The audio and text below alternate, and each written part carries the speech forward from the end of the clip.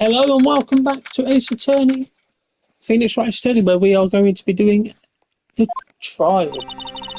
How did the investigation go yesterday, Mr. Wright? Frankly, there are still a lot of grey areas, or rather the whole thing is one big grey area. Don't worry about me, no matter what they are. I'm ready to accept my fate. I believe in you, sis. Mr. Wright, let me offer you a word of advice. Yes. A defense attorney should never believe their client. The defendant is called to trial because they are suspected of wrongdoing. Never forget that. Miss Sky, you remind me a lot of Mia. But there is one decisive difference between you and her. And that is, you're not a defense attorney. I believe it's almost time for the trial. She wasn't shocked when someone slaps back at it. No one's going to bail me out this time. I'll be alone in there, so I have to discover the truth all by myself. So this is the first time. Let's do it, Mr. Wright. I'll be with you the whole way. Yes. That doesn't fill me with confidence. Court is now in session for the trial of Miss Lana Sky. The defence is ready. The prosecution has been ready for a while. Edgeworth. It's been 2 months, but I haven't been in a courtroom since his trial.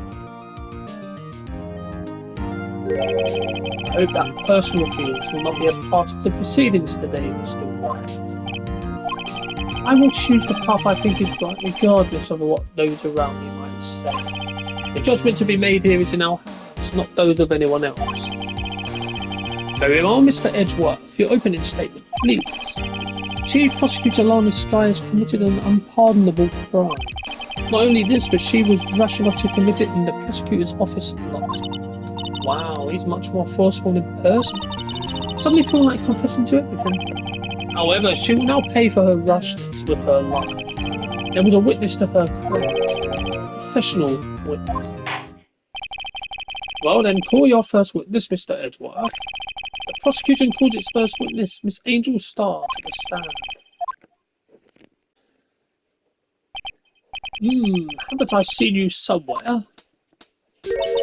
You ordered the caviar lunch, right? Oh, caviar! I've never eaten caviar before. The judge is really wolfing it down. And for you, I have a fiesta bowl. Thanks. Will the witness state her name and profession? And you, sir. Did you order the fingerprint lunch? It is too early for lunch. Your name and profession, please. Well, Your Honour, how does it taste? So this is why everyone raves about caviar. It's so tasty it hurts. I always thought caviar would taste like pickled tapioca. What the heck does pickled tapioca taste like? Name, profession, now. Me? The name is Angel Starr. Don't go forgetting it. I find myself running Lunchland these days. Is that what you wanted me to say, Mr. Edgeworth? Very well, witness. Please describe the incident to us. The prosecution will wait. I'm not finished eating. Hurry it up. Very well, Mr. Edgeworth. As you know, we usually call on the police to provide a description of the crime. Your Honour, as Mr. Edgeworth said to the court, I am a professional. What exactly does that mean? Until 2 years ago, Miss Starr was a special investigator with the police. She was a first-rate homicide detective. What? Miss Starr was a detective? I know who you are. Cough up. Cough up, Queen Angel Starr, Your Honour. Long time no see. Very well. You may continue with the description, Miss Starr. Just who is this lady? If I might have the court's attention over here. Oh, here we go. The parking lot at the prosecutor's office is divided into 2 blocks. A block is for the prosecutor's office personnel. B block is for visitors and clients. A chain divider separates the 2 blocks. I suppose that's to keep visitors from taking up prosecutors' spaces, yes? The crime took place by a car in the back of a block in the car's trunk. The killer stabbed the victim with this knife and went to drive the body out. Unfortunately for her, there was a witness and an arrest was made on the spot. And who was this valiant witness? Why, it was me, Your Honour. Parking lot floor plans added to the court.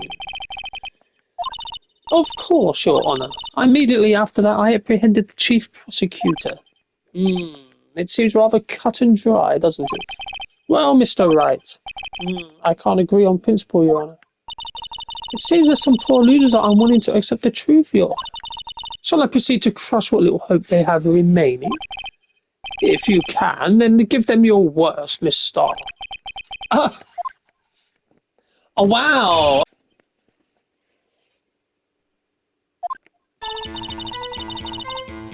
I've got to do certain ones to get the lunchbox, so...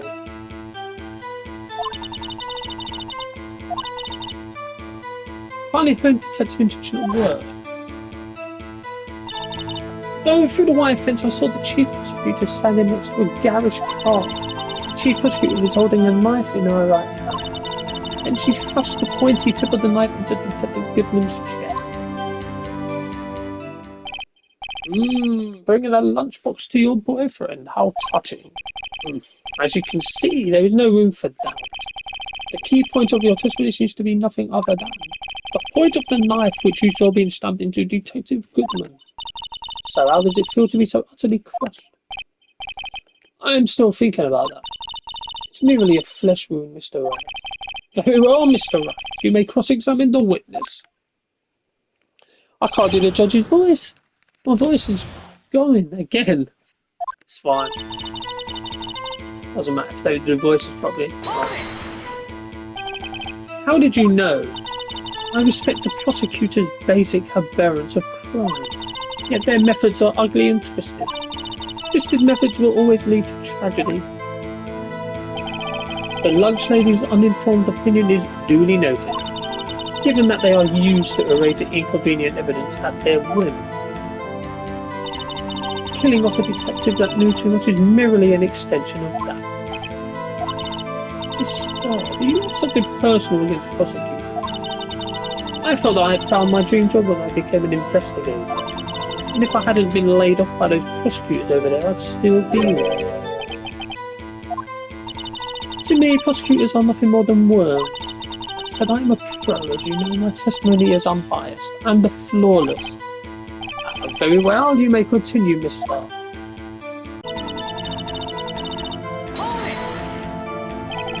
This boyfriend, he's the detective? Not that boyfriend, the security guard. That boyfriend? You have several? Yes, this boyfriend, that boyfriend, and the other boyfriend. Care to join? The yet another boyfriend position is still open for applicants. I'll stick with the lunches, Note to self, the judge had to think before replying.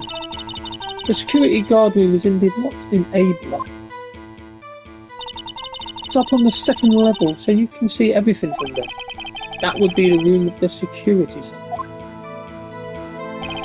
Incidentally, did you bring your lunchboxes by car? Since I'm a visitor now, I parked in B block. So she was in B block when she witnessed the crime.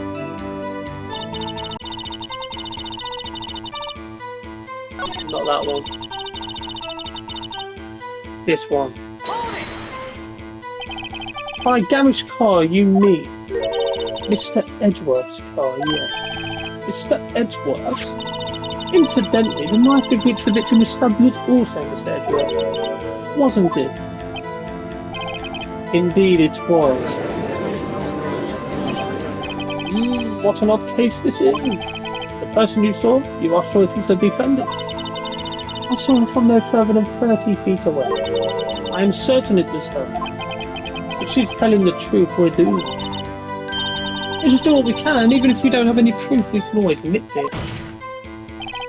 Witness, in your testimony you clearly stated the following. Prosecutors are nothing more than worms. Ergo, you are a biased witness.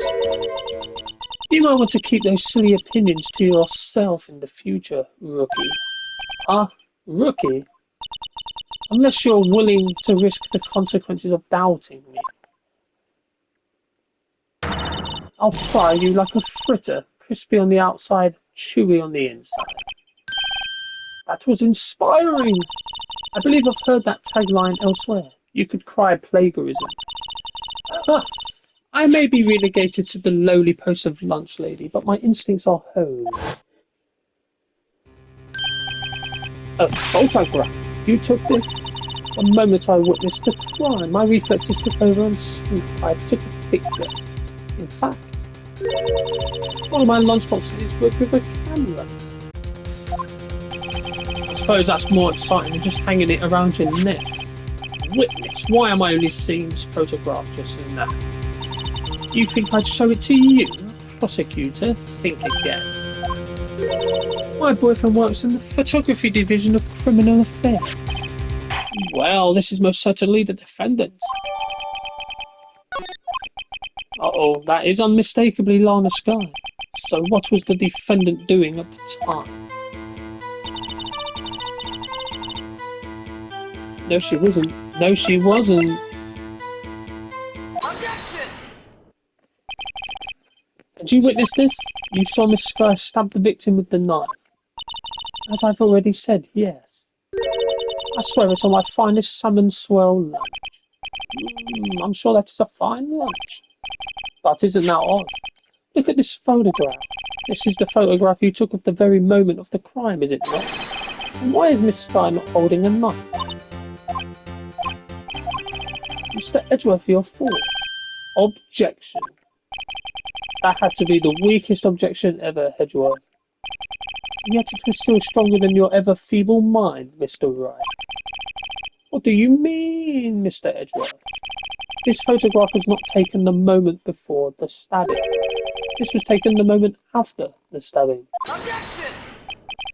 And how can you tell that? Blood splatter. Huh? See the dark crimson stains on the Chief Prosecutor's coat? But it's a black and white photograph. Yes, it's hard to tell, but this could be blood. Well, Mr. Wright, I see no problem here. No problem, except you. Mr. Wright, are you going to just sit there and take that kind of abuse? Yes, because that's what he does. That's what Now that you mention it, I see no problem here. Other than myself. Mr. Wright, you can't just let him walk all over you. That's just sad. Feeling sad, Mr. Wright? Perhaps a bittersweet first love lunchbox is in order.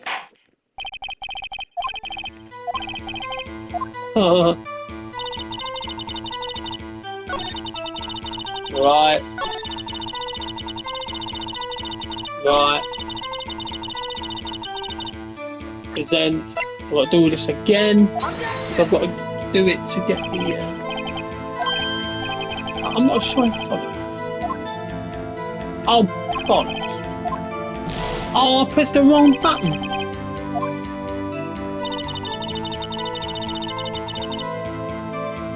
Present.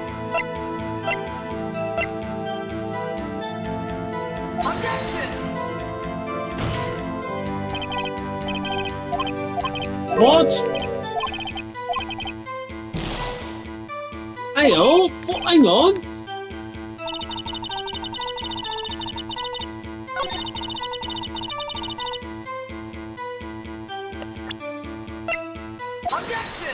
It was that one. Ha ha ha ha! Dumbass.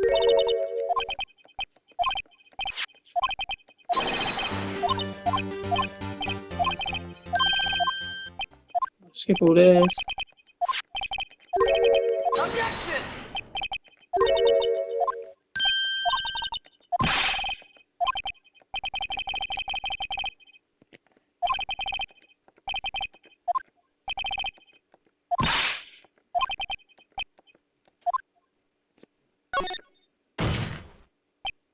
Wait, that contradicts what the witness said in her testimony.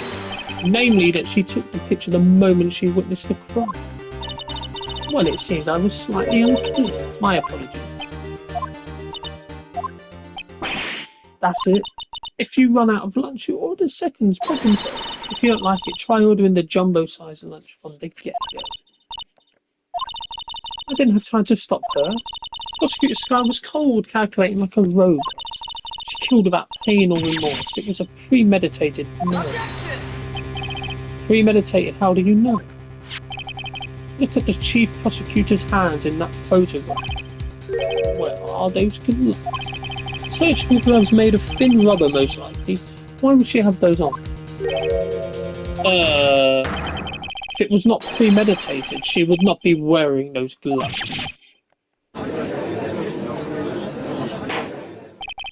Those gloves do seem to be telltale of premeditation. Premeditated murder, a serious offence. Witness, add this to your testimony.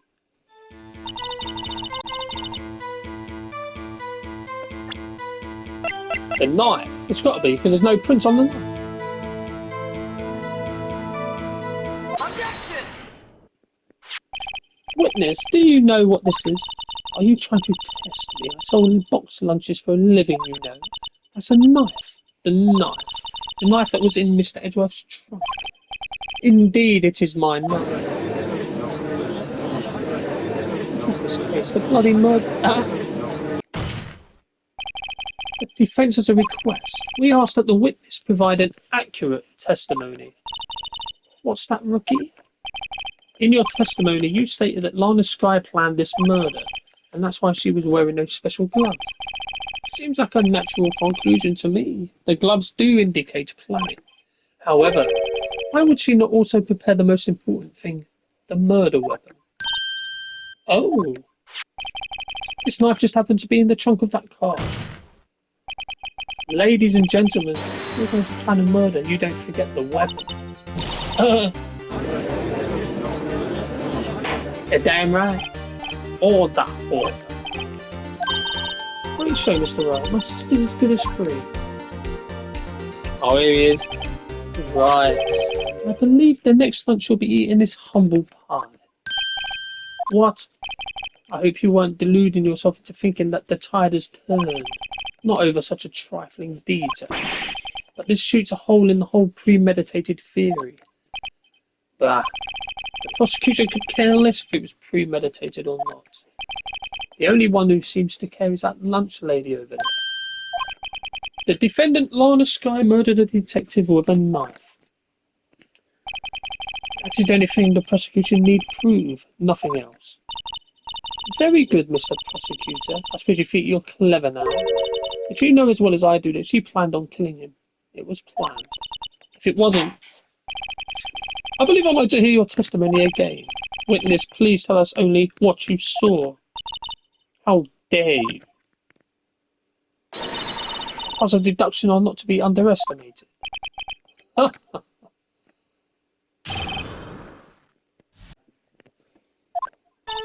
Lana Skye intended to murder Detective Goodwin.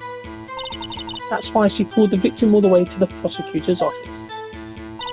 I'm sure the chief prosecutor had a grudge against the victim. Nothing else could drive that human machine to plunge the knife in again and again. So I'm only pressing the ones that are going to give me the lunch boxes for the trophy. It does sound a lot like premeditation, doesn't it? So if I ordered a pizza, does that mean I'm planning to kill the delivery boy? In any case, the defence may now cross-examine the witness.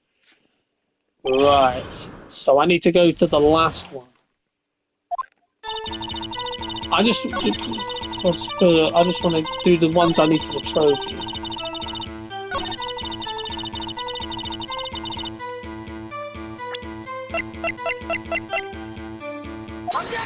That one. Yeah, you say she stabbed him again and again, but you couldn't have witnessed that. Are you testing me? Then I'll test you. With my moss surprise. I'm afraid the moss is growing under our feet as we wait, Miss Starr.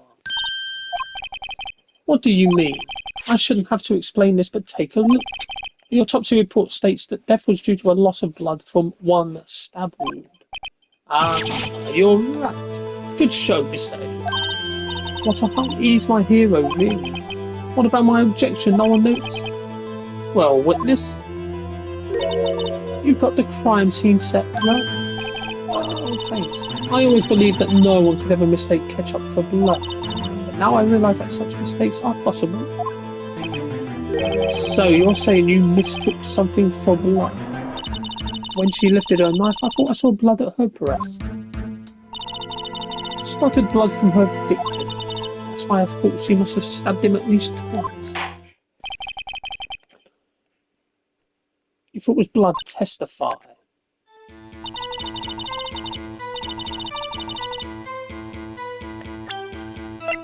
I will present this again. Objection!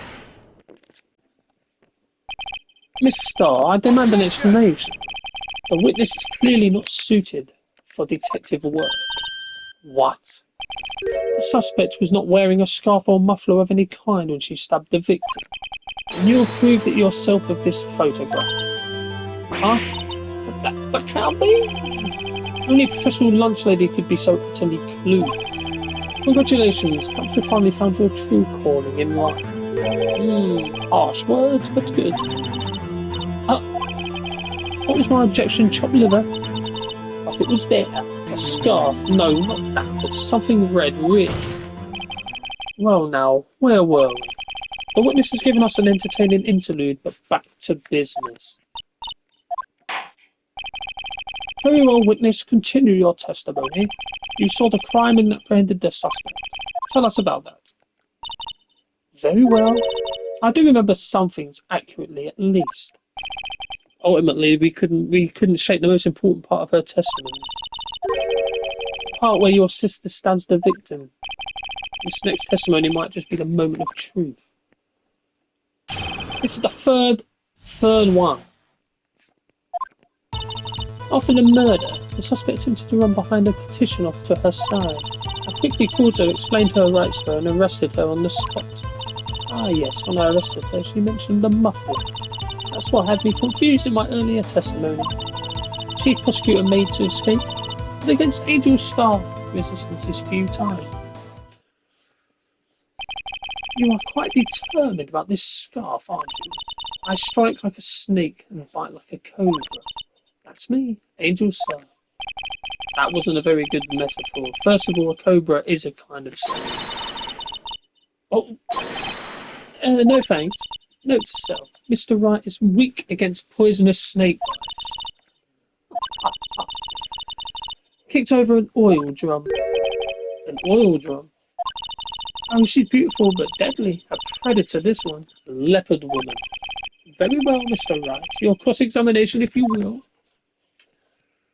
Right, so I've got a predator on the second one.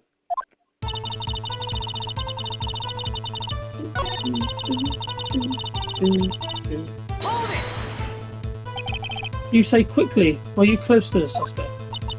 As I just said, I was only 30 feet away from her the whole time. I'd like to see this on the floor plans just to be safe. The Lunchland car was... She was a visitor, fast she was parked in B block. So you witnessed the murder from... That would make it about 30 feet from the car, yes. Is that correct, Miss Starr? Yes, that's right. But there was a chain link fence in front of you. I went over it, of course. And made... Oh, wow. So she couldn't have gotten to my sister that fence. Yeah, that fence was about 9 foot high too. So how did Miss Sky not get away?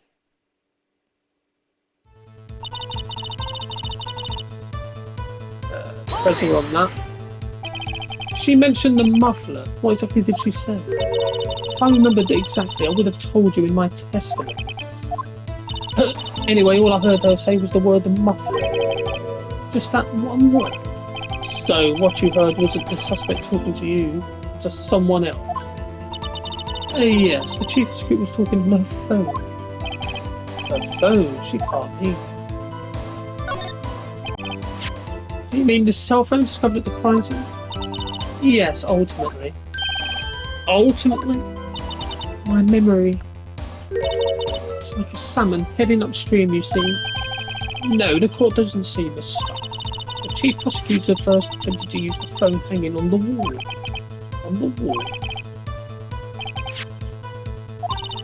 Apparently it was out of order, so she used her cell phone. Indeed, the emergency phone was out of order that day. Did the witnessing witness? What if happens a good testify? Huh. You should of course add this to your testimony. Things I do to please this rookie defense attorney.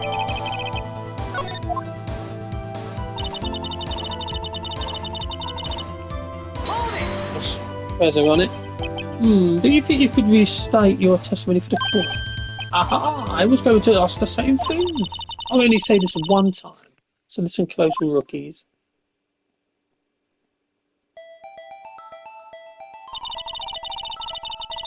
The chief prosecutor stabbed the victim and ran behind the partition. Then she picked up the emergency phone on the wall. It was out of order. I have a question, how could she see that? She's behind the partition. So that means she wasn't behind the partition.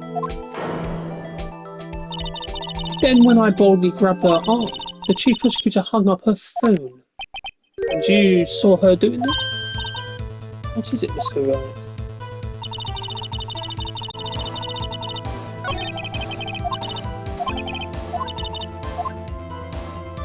Bollocks.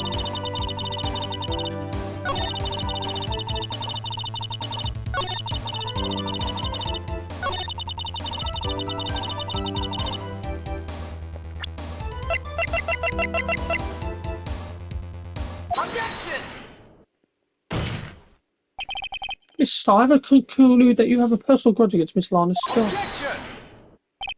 The witness is a former detective. Her testimony is unmarred by a personal bias. Well, who would have thought you would be my knight in shining armour, prosecutor? You who, together with the chief prosecutor, kicked me out 2 years ago.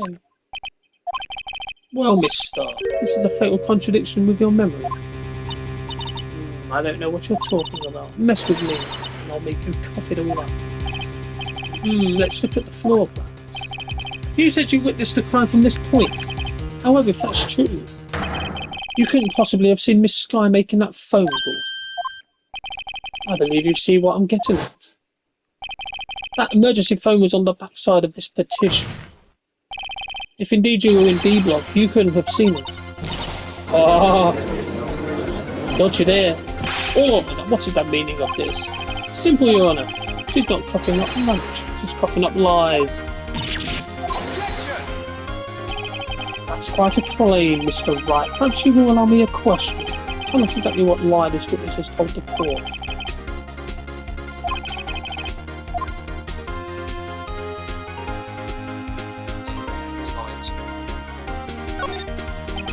She lied about what she saw. In other words, she didn't see Miss Sky using that emergency. It does seem hard to imagine how she could have, very logically. Mr. Wright, I hate to bother you while you're celebrating your victory, but why would Miss Starr lie like that? Why would she say that my sister had tried to use the phone but failed? It doesn't make any sense why I lie about something so insignificant. Oh, I mean, maybe she really did see her try to use the emergency phone. I see no room for doubt here. You ordered the patooey on the rice, right? Mr. Wright. I thought you had something there. Yeah, you have to get them wrong.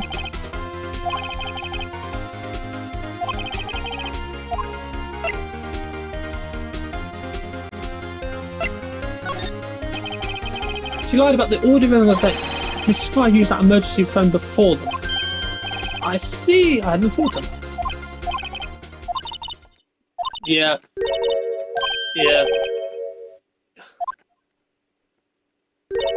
You ordered the orange peel lunchbox, right? Yeah, I had to get it wrong. I need to get all the lunchboxes, so now I've got to do the right one. With 2 life left here.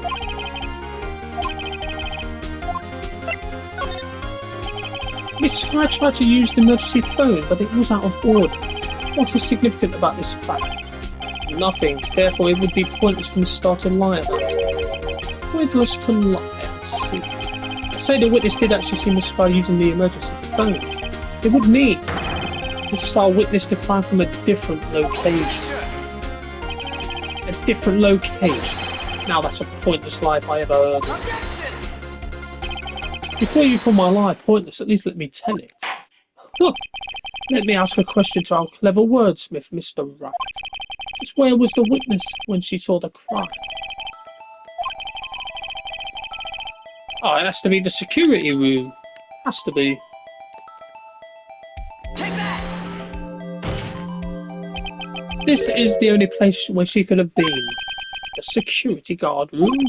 Indeed, the security room is the underground parking lot is well positioned. It's built on the second floor so you can see the entire lot. She would have been able to see the emergency phone from there. But why there? There are many other places where she could have seen the phone. Not in this case, Your Honour. A witness not being part of the prosecutor's office couldn't park in Able. The only place where she could have seen the crime and the back of the petition is here. I remember in your testimony you said you brought a lunch to your boyfriend in the security guard room, yes? Well, Miss Starr, how many years have I been getting the better of men? To think that tables could be turned. Today a man has got the better of Angel Starr. She ain't even seemed too bothered about it. Order. Witness. What have you done? You used to be a detective, you should know better. I'm not turning back. The guilty will be punished. And I'll do what I must to make sure justice prevails. Is she talking about Miss Sky? Mr. Wright, doesn't this strike you as odd? Why did Miss Star lie? She could have just said she saw the crime from the security guard station.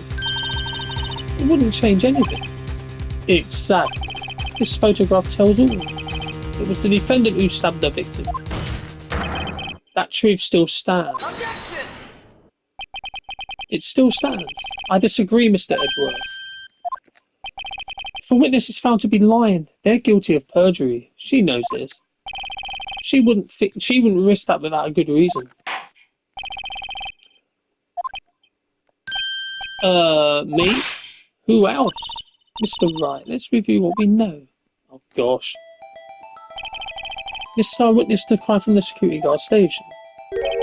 But she lied and said she saw it from Block B. It must make a vital difference. But what? What would change? Distance to the crime. It changes the distance between her and the scene of the crime. Objection! My condolences, Mr. Wright, but one look at the floor plans and it's quite clear. The distance between the scene of the crime and the guard station is 30 feet. I don't see how that would change what she could see. Objection! What she saw is not in question here. What matters is the time it will take her to reach the scene of the crime. Miss Starr, you witnessed the crime from the security guard station. Now, how long did it take you to go from there to the scene of the crime where you arrested Miss Starr? Well, witness. Yes? You ordered the squid wheels, right? But the quality of my lunches has gone from low to inedible. I was bringing a PB&G lunch with fresh boysenberry jam to my boyfriend. Boysenberry for the boyfriend? He wasn't in the station, so I waited. I witnessed the crime from the glass-walled station. Before I knew what I was doing, I found myself running towards the scene. But the door was locked, I couldn't open it.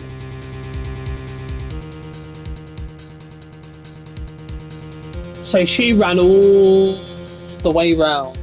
That's crazy. That's why I had to go through the visitors parking in Beaver. That's quite a detour. It probably took me at least 5 minutes to get to the scene of the crime. 5 minutes? This changes things considerably. But it was that woman over there in the defendant's chair who stabbed him.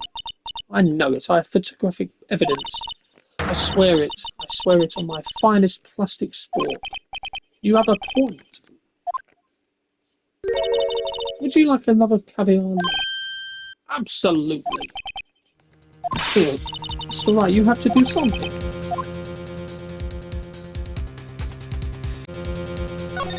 Objection!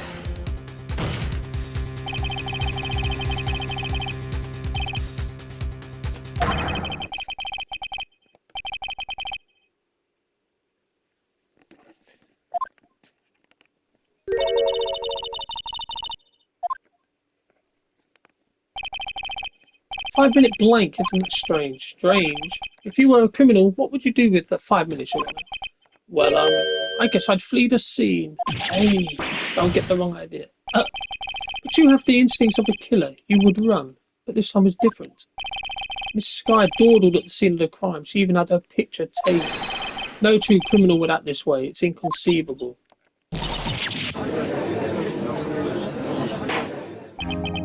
Well then, it seems we've come to the end of this testimony. The witness has a grudge against the defendant and a blank in her testimony. Mr. Edgeworth is the next witness ready to go. Fortunately, I appear to have overestimated this witness on account of a professional history.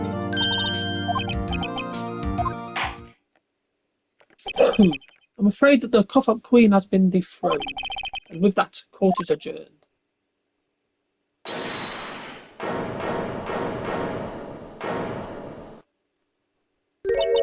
Mr. Edgeworth, you ordered the Squidward, right? That's the one she tried to foist off on me. I prefer to not take the defence team leftovers. I might be able to save you. I have decisive evidence. What was that? My apologies, but we have no further questions to ask of you, Miss Starr. Ah. Is this your jumbo lunchbox? Woohoo, a triple decker. Out of deterrence to the witness determination, I'll allow one more testimony. Let's hear about this decisive evidence. Oh, wow. So I've got to press all these. I should have mentioned those 5 minutes when I wasn't looking at the crime scene. And now, to the matter of the victim's shoe. Did not bring this up. 2 types of blood found on this shoe. One was, of course, the victim's, and the other blood type matched that of the defendant, Miss Lana Sky. This shoe proves it. What? There was blood found on that shoe? Try Lunchline for all your lunch and decisive evidence needs. Oh wow. She kept that in her back pocket. Witness, what's the meaning of this? Why is this the first time I've heard of this evidence? Simple, as I've already said. I don't trust you with evidence, Mr. Edgeworth. That's why I took the liberty of investigating this myself. And you had blood tests performed? Didn't I mention I have 3 boyfriends in forensics? 3? What? You must know the 2 rules of evidence law. Rule 1. No evidence shall be shown without the approval of the police department. In other words, this shoe is legal evidence, at least for the time being. It seems so. Edgeworth sure is celebrated. Not so fast, Mr. Edgeworth. Don't forget, I used to be a detective, as I mentioned previously. This shoe has already been tested by a member of the forensics department. As you can see, it was proved by the police department as of today. Even the general public can produce official evidence, Mr. Edgeworth. Seems so. Edgeworth is looking pretty sullen. You could at least study some evidence law, really. The prosecution's complaints notwithstanding, it appears that this evidence satisfies the first rule of evidence law. However, now the court against you, witness. Anything to ensure that the guilty are properly judged. Very well, Mr. Wright. You may cross-examine the witness. I've got a present rule. Okay, let's hurry out and on about 20 minutes. Why did you lie about those 5 minutes? I guess you could say I just wanted people to look at the results. The results? How many times I have to say this? I saw the chief prosecutor stab the victim before my very own eyes. Compared to that, 5-minute blank means nothing. Then why didn't you just tell the truth? Don't make me laugh. We're dealing with the most untrustworthy of the vile lot known as prosecutors. Falsified evidence, arranged testimonies, erasing and manipulating evidence. When you fight monsters, you need to use every trick in the book. False testimony is the most despicable crime of all, Miss Starr. Let's just get this over with.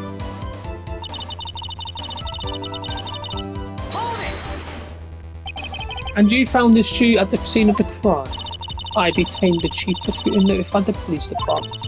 I wanted to make myself useful while I was waiting for the police to arrive. So like an ill-trained pooch, you snuck off with a shoe. I was afraid someone would erase the chief prosecutor's crime. This shoe was my secret weapon if that should happen. See this fashionable basket I have here? It carries more than lunchboxes, gentlemen. Now tell us what you did next. Oh, he's getting angry.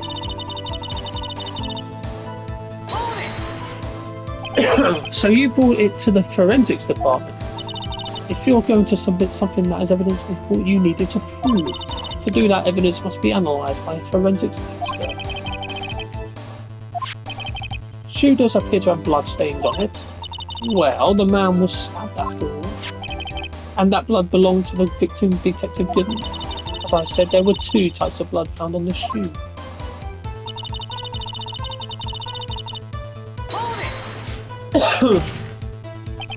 You can't say for sure the blood belonged to the defendant with a blood test. You claim to know something about blood tests, would you? Huh? Well, speak up. Well, blood comes in 4 types, A, B, O and AB. However, you can't tell from a blood test whether a murder was committed in cold blood. That's just a figure of speech, Mr. Wright. Actually, we can differentiate. Okay. That's pretty specific. If I had a little more time, I would have gotten DNA test results. But they said there's very little doubt it could be anyone but Miss Lana Strauss.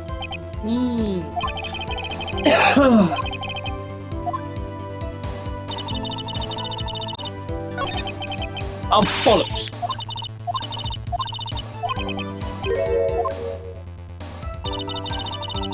Bollocks. Have I messed up? I think I might have messed up. Bollocks.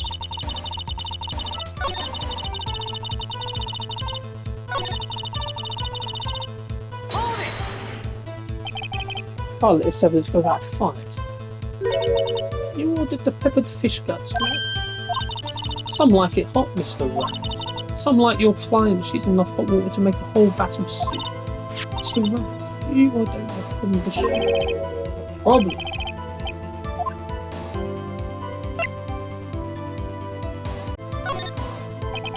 If I'm not imagining things, I'd say there is one critical problem with this evidence. A clear contradiction. That gleam in your eyes, you're still young looking.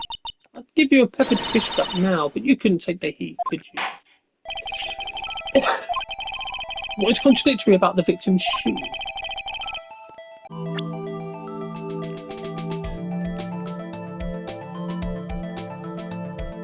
Take that! I wonder if you notice there's blood on the bottom of this shoe. Don't mess with me, rookie, or it'll be your blood on the bottom of my shoe. Indeed, there is quite a bit of blood on the bottom of the shoe. It makes sense. The victim was stabbed with a knife. What could possibly be contradictory about blood on the bottom of his shoes? Take that! The problem lies in the footprint. Note, the bottom of the victim's shoe is covered in blood.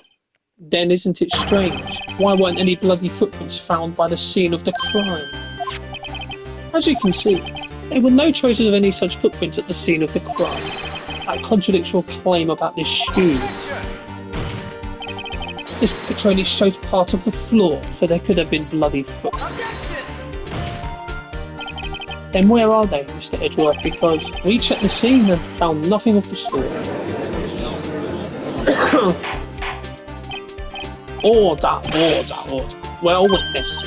What? Huh? Great game, Mr. Wright. But it's true that the lack of a footprint is a contradiction. But then we have to ask why there wasn't a footprint. Oh, that's true. There has to be a reason why there wasn't a footprint. Think, Mr. Wright. Think. Hey, I don't know why it's not there. I'm just good at finding contradictions. What? I see. Now I get it. Get what? A witness is more devious than I gave her credit for. We were hoodwinked to the very end. But she slipped. There is one vital hint to the truth in her testimony. What are you talking about? Think back to when she told us about apprehending the suspect.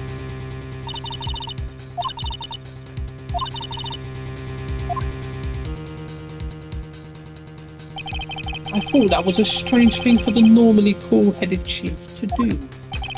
No kidding. Now, witness, allow me to ask a very simple question. This oil drum, was it empty? Oh, that. I'm not sure I like your attitude, Mr. Edward. But apparently you're not the serious conveyor dealt in the lunchbox factory. Witness, well, is the oil drum empty? The oil drum kicked over by the chief prosecutor was brimming with water. Water? Still don't get it, Mr. Wright. Do you want to know the reason she knocked it over? The real reason? You don't mean? Yes, the suspect knocked over the oil drum for one reason and one reason alone. To erase the blood stains that would become evidence against her. That's possible. Then after the deed was done, she knocked over the oil drum to erase the telltale signs. Why, that's a prosecutor's specialty, erasing evidence. That reminds me, Miss Sky's right hand was hurt. Didn't she say she'd cut herself when she stabbed him? So that's when my sister's blood got on the shoe? Well, I see no reason to prolong this trial. Mr. Wright, do something, please. What can I do? Your sister has confessed to the crime and she tried to conceal it. But enough. There is no need for further debate. The verdict, Your Honour. Very well. The Angel Star is on the prosecution's side. She could have been lying about the water. This court finds the defendant, Miss Lana Sky. Who's that? Little girl. What did you just say? Did you say that Angel Star, was on the prosecution's side? Well, yeah, you are. You're saying my sister hid evidence by erasing the bloody footprints. Well, I thought you'd had your fill, but here you are demanding a second helping. Another lunchbox. A lunchbox called evidence. Wait, witness, don't tell me you have something else. The time for deliberations is past. Any further comments and you will be held in contempt of court. Your threats don't scare the cough-up queen. Look at this. Photograph. I had it just in case anyone had the gall to suggest that a white shouldn't belong to the victim. I see no room for error in this evidence. Hey, it's clearly wet. Erasing the last trace of doubt from the court's mind. Immediately after the murder, the crime scene was washed with water. I'm sorry, Mr. Wright. I guess I couldn't help after all. And it seems it is what your sister wanted anyway.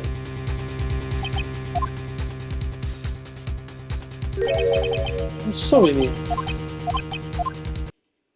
Right, wet or not, don't be so quick to throw in the towel.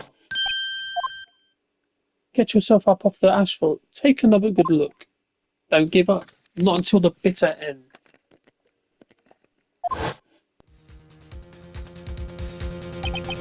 This is the last piece of evidence. Very well. This time I'd like to declare a verdict for good. Objection! Objection! Here he goes. Your Honour, wait. What is it with you people? Can't I hand down my verdicts in peace anymore? Whatever it is, can it wait? No, it can't. Then it will be too late. Look at this photograph, the last one submitted. This trial isn't over until we give each piece of evidence proper consideration. So, right. Are you saying there's a problem with this latest piece of evidence? Yeah, there's a problem. I suppose since we've come this far, we should give every claim a fair shake. Very well, Mr. Wright. Show the court the problem in this photograph.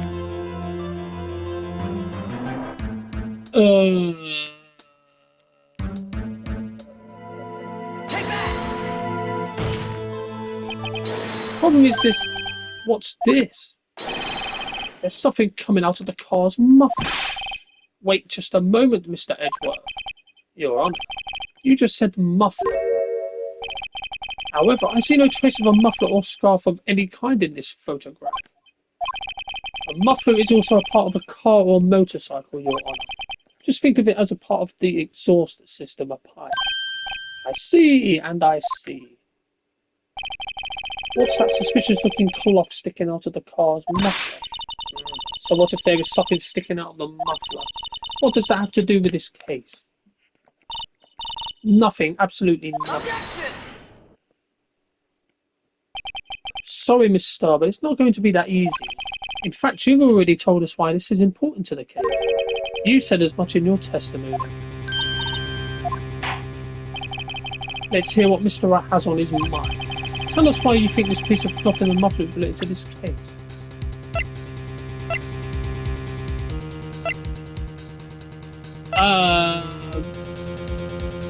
Take that! Miss Starr, recall your testimony for the court. Ah, yes, muffler, yeah. Muffler. Ah. Could it be that the muffler you heard mentioned was actually this exhaust pipe? If so, that means this piece of cloth is vital evidence. Oh!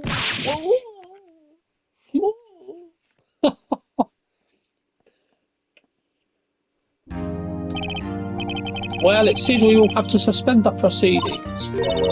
Suspend? I find myself wondering about that piece of cloth. If we leave any question unanswered here, we do a disservice to the law. Have the car at the crime scene inspected at once and bring me that cloth. The verdict will wait until after we've seen all the evidence. Agreed? I suppose. But we made it at least for now. Feeling he always wins by the seat of his pants. Still hungry? To be continued.